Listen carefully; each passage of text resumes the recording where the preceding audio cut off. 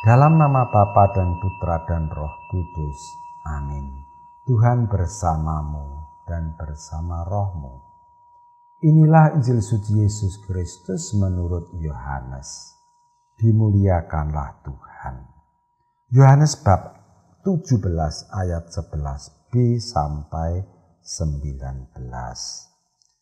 Dalam perjamuan malam terakhir, Yesus menengadah ke langit dan berdoa bagi semua muridnya. Ya Bapa yang kudus, peliharalah mereka dalam namamu, yaitu yang telah Engkau berikan kepadaku, supaya mereka menjadi satu sama seperti kita. Selama aku bersama mereka, aku memelihara mereka dalam namamu, yaitu namamu yang telah Engkau berikan kepadaku. Aku telah menjaga mereka, dan tidak seorang pun dari mereka yang binasa selain dia yang telah ditentukan untuk binasa, supaya genaplah yang tertulis dalam kitab suci. Tetapi sekarang aku datang kepadamu, aku mengatakan semuanya ini sementara aku masih ada di dalam dunia, supaya penuhlah sukacitaku di dalam diri mereka. Aku telah memberikan firman-Mu kepada mereka, dan dunia membenci mereka karena mereka bukan dari dunia, sama seperti aku bukan dari dunia. Aku tidak meminta supaya Engkau mengambil mereka dari dunia, tetapi supaya Engkau melindungi mereka dari yang jahat. Mereka bukan dari dunia, sama seperti aku bukan dari dunia. Kuduskanlah mereka dalam kebenaran, firman-Mu adalah kebenaran. Sama seperti Engkau telah mengutus aku ke dalam dunia, demikian pula aku telah mengutus mereka ke dalam dunia. Dan aku menguduskan diriku bagi mereka, supaya mereka pun dikuduskan dalam kebenaran. Demikianlah Injil Tuhan. Terpujilah Kristus. Saudari-saudara yang dikasihi Tuhan dan yang saya gemateni, judul renungan saya kali ini ialah Yesus berdoa supaya kita Saudara-saudara, selamat pagi berkah dalam. Kalau ada orang yang entah spontan, entah serius mengatakan, doakan ya Romo, biasanya saya jawab, benopo? Supaya apa? Jika Anda melalui doa menemui Yesus, kemudian beliau berkata, apa ujubmu? Bahkan kalau sekarang ini Yesus bertanya, aku mau berdoa untuk kamu, supaya apa? Apa jawaban Anda? Mungkin Anda sudah bisa langsung menjawab. Lanjutkan. Bagus. Mungkin Anda malah bingung. Ini juga bagus. Sebab dengan demikian Anda bisa bertanya kepada Yesus demikian. Tuhan, sebaiknya aku minta apa? Ini semua perlu Anda ajukan untuk memurnikan ujub doa Anda. Lagi pula dalam kitab suci Injil hari ini, Yesus berdoa bukan untuk kita secara pribadi, sebagai pribadi, tetapi kita sebagai anggota gereja. Di situ ada 5 kata supaya yang diulang-ulang. Apa isinya? Nah, supaya pertama, agar mereka bersatu. Dimaksudkan kita semua agar para murid Yesus itu tetap bersatu. Sejak abad ketiga, ketika Santo Antonius memisahkan diri menjadi pertapa di padang gurun di Mesir, gereja sudah mengalami pemisahan. Perjalanan gereja selanjutnya diwarnai dengan pembaharuan-pembaharuan, protes-protes sampai pecah antara ritus timur dan ritus barat. Lalu muncul gereja Katolik Roma dan bukan Roma.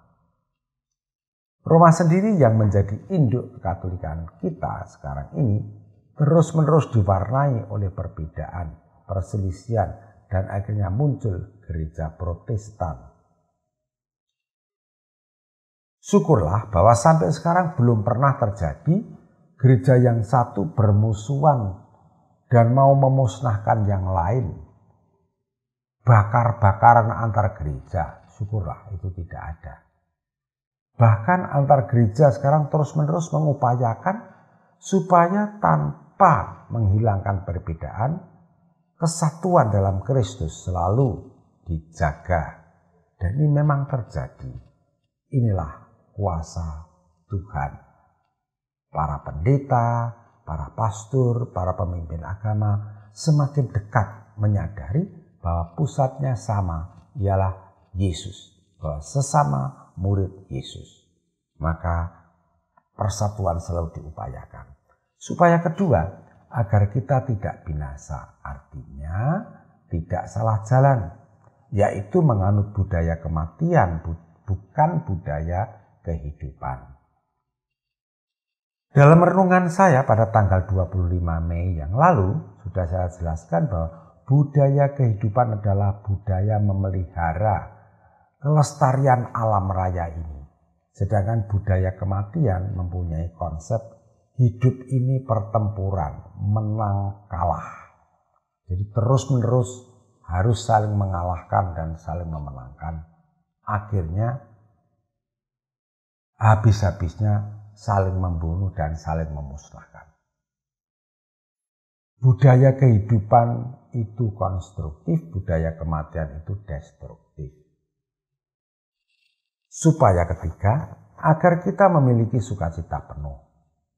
Dalam film MacGyver, kita bisa lihat tidak ada soal yang tidak bisa dipecahkan oleh MacGyver.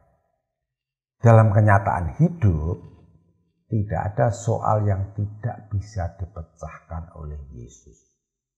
Serumit-rumitnya persoalan manusia tetap saja terbatas. Maka jawabannya juga terbatas. Sedangkan Tuhan itu tak terbatas. Maka dalam Tuhan jawaban itu juga tidak terbatas.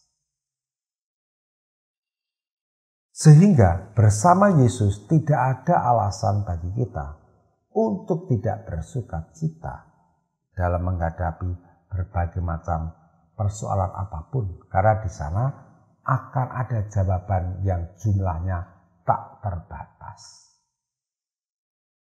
Supaya keempat, agar kita terlindungi dari yang jahat.